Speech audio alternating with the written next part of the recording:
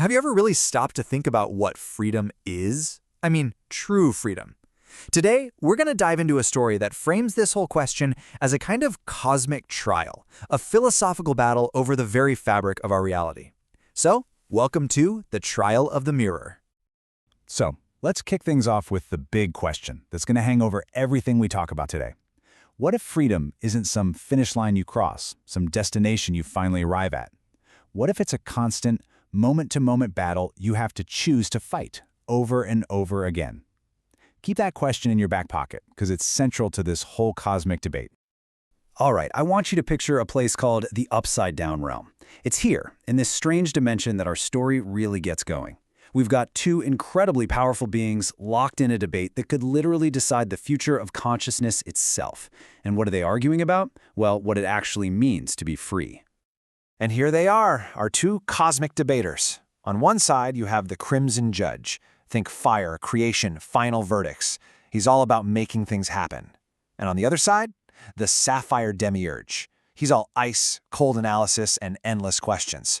I mean, it's the perfect setup, right? Passionate creation going head-to-head with some really hard, cold skepticism. So what's at the center of this whole trial? It's a book, but not just any book. This is the Registry of the Overmen. The source material describes it as this incredible tome forged from human skin and solar fire. And inside it lists the souls who have somehow survived something called the Trial of the Mirror. This isn't just a list of names, people. This is Exhibit A in the case for the future of humanity. Okay, so let's hear the first argument. The Crimson Judge steps up, and his case is actually pretty simple, but incredibly powerful. He believes these survivors, these overmen, have become something totally new, a new form of divinity. Now, to really get what the judge is arguing, we have to wrap our heads around this key idea, the liturgy of error. Just picture it as all the rules, the dogmas, the beliefs that society hands you. They feel safe, right? But they're really what the text calls a gilded cage for your spirit. It's that comfortable, stagnant reality that this new kind of human had to just completely demolish. So for the judge, what makes these overmen so special? Well, they didn't just bend the rules. They absolutely shattered them. They survived what's called the detonation of the Great Wall of Glass. That's their entire old reality just collapsing around them.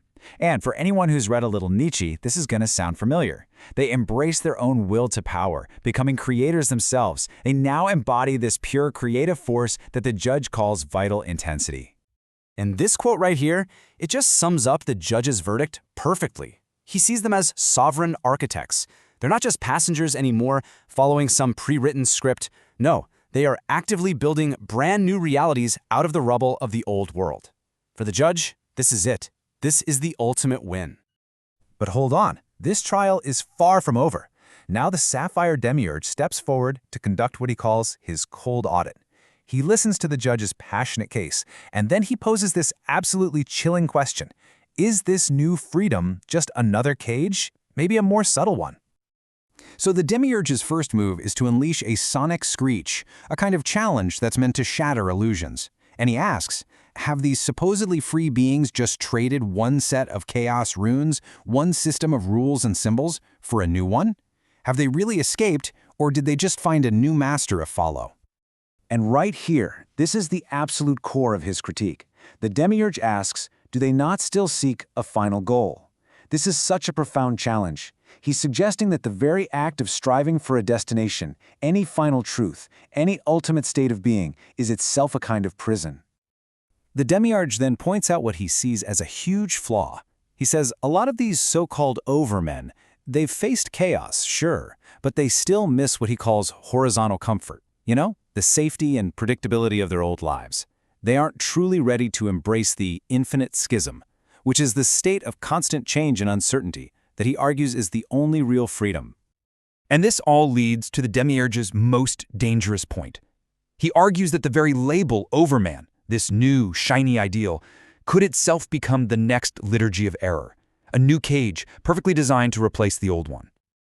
So, to really understand his warning, we need to get this core concept, becoming. This isn't a state you arrive at. It's a process you have to live inside of. It's a reality that is never fixed. It's always in motion, constantly shedding its own skin. For the Demiurge, this is the only authentic way to exist.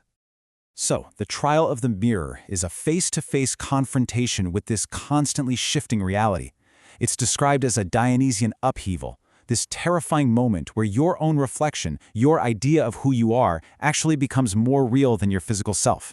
You're forced to confront your absolute core, and as the Demiurge warns, that path can just as easily lead to madness as it can to power. And here it is, his final, stark warning. To be truly free, you have to be willing to destroy every single label you give yourself. Because even the triumphant, powerful label of Overman can become a prison, a tomb for the spirit, if it ever becomes a fixed, final identity. But don't count the Crimson Judge out. He is not defeated. He rises to deliver his rebuttal, what he calls his Twilight Verdict. And in it, he completely reframes the whole idea of the Overman, not as a final state, but as a way of navigating existence itself. So the judge comes back with this powerful counter-image. The Overman doesn't pick a side. They exist in the space between the black wing of nihilism and the white wing of the Overman. They've rejected what he calls the feather of a dead morality, and instead they focus only on that vital intensity. In his view, they really are beyond good and evil. And what's so amazing is that from this huge clash of fire and ice, a kind of agreement starts to emerge. The judge and the demiurge, they find common ground, not in a final answer, but in a shared understanding of an endless process. So their final agreement isn't a destination, it's a cycle, an endless loop. Step 1, you shatter old truths. Then, you learn to embrace chaos, that infinite schism. From there, you have to perpetually seize your will, your own power, over and over. And finally, you must constantly outclimb your own reflection, always overcoming the person you were just a moment ago. This process is designed to never ever stop. In the end, they agree on what the mirror really is. It's not a wall you need to polish to get a perfect reflection of yourself. No, it's a window. It's a gateway into the terrifying absolute freedom of the void, of infinite possibility. And that brings us right back to the beginning. This whole cosmic trial, it ends by turning the mirror back on us. Because this isn't just about some gods in a far-off realm. It's a question for anyone who dares to challenge their own reality. The mirror is a window, so the final question isn't for them. It's for you. Are you brave enough to look?